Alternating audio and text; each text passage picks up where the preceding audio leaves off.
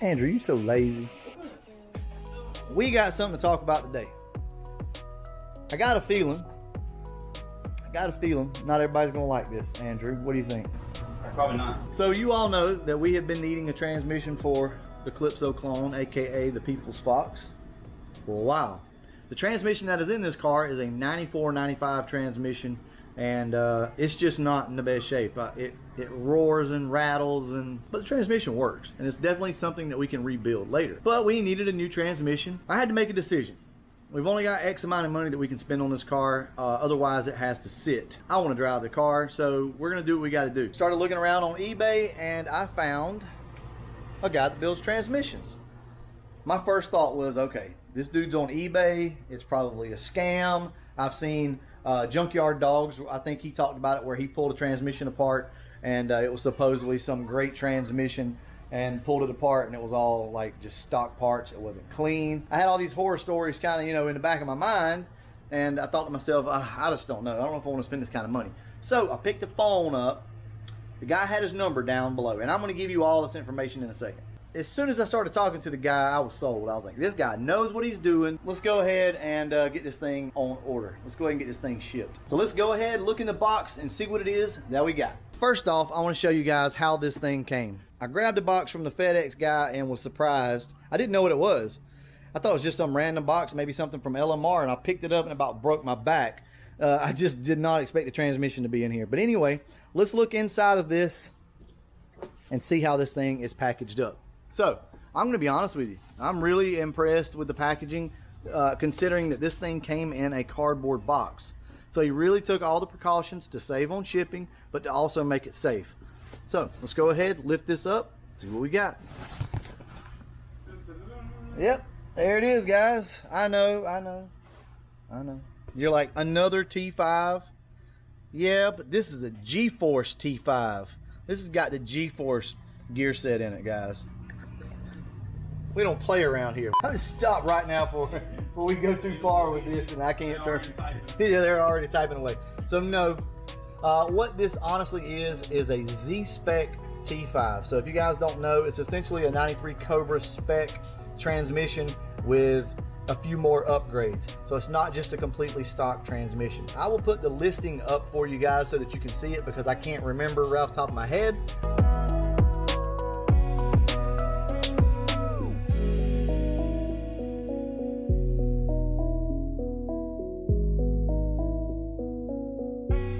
He went over all the gears individually, rebuilt the transmission, sanded what needed to be sanded, smoothed everything out. But look at the packaging though. I mean, he made sure that this thing was safe and sound. Now, I've not gotten it out yet, so we're going to check this thing for damage. Look how clean, guys.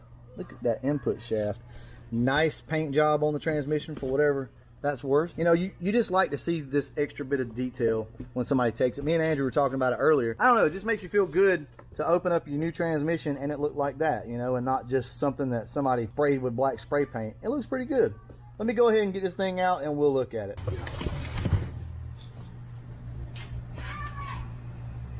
All right, so here it is. You can't tell a lot from the outside, I'm not gonna lie to you. Zero in play, guys.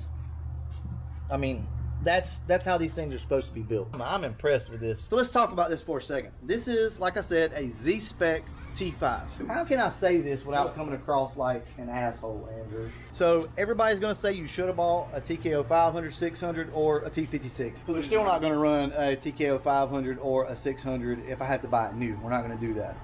Not working. Now, why is that? Why do I feel this way about TKOs? They're good transmissions. Yeah, they are good transmissions. I'm not going to sit here and tell you that they're pieces of crap. But what I will tell you is this. They're relatively expensive, about $2,500 to $2,600, I think, somewhere in there.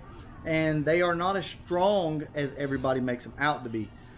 And no, I'm not hating on that transmission. But from experience, I can tell you that I've had two people that I know personally, bust those transmissions. And I'm talking about with regular NA power. One of them is Cliff, the guy with the 347 stroker coupe, NA car, doesn't make an extreme amount of horsepower, never had drag radials on it, and busted the hell out of third gear. Another friend of ours, Trey, back in the day, he had a built motor NA, probably made about 400 horsepower, something like that at the crank, busted his transmission. I know I don't have to explain myself to you, but what I'm trying to do is more or less educate some of the guys that don't know, because most people, when they hear a T5 of any sort, it's junk, you're gonna bust it, and that's the wrong approach. You should not look at it that way. Are they the best transmissions? No, I'm not gonna sit here and tell you that they are. If you don't know, one of the saving graces for this is the cluster support. So there's a billet retainer that goes on the cluster support. What it does is not flex like the stamped steel one. I'll try to show you guys a picture of it right here. That's really one of the saving graces for these transmissions. Also, something else that will save these transmissions is what? A clutch.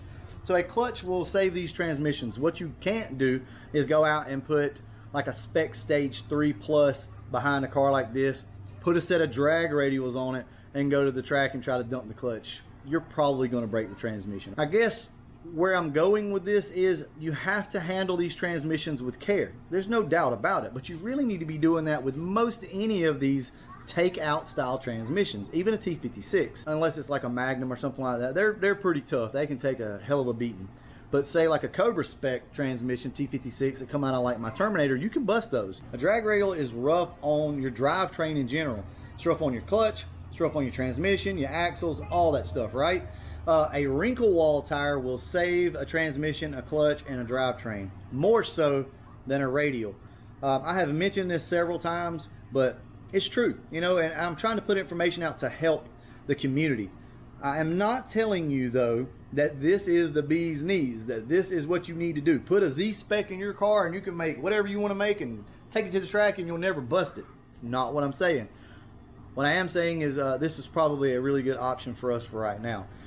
So what are the plans with the car? What are we going to do with it? How do you plan on making this transmission live? Well, there's a little bit of a secret to that, and that is very limited track time. Do you not agree, Andrew?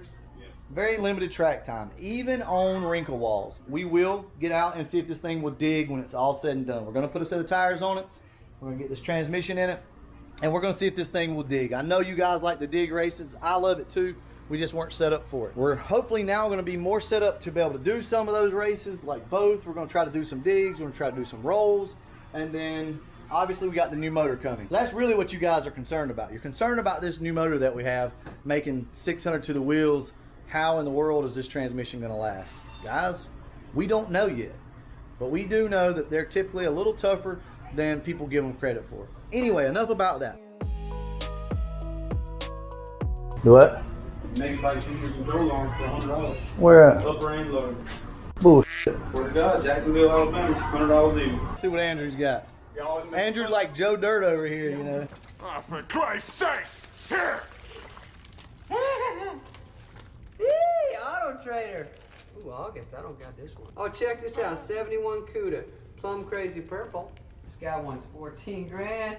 What? Y'all making fun of me for They're always making fun of you, Andrew. megabytes. $100 ain't pretty, but I mean they're fine. Yeah.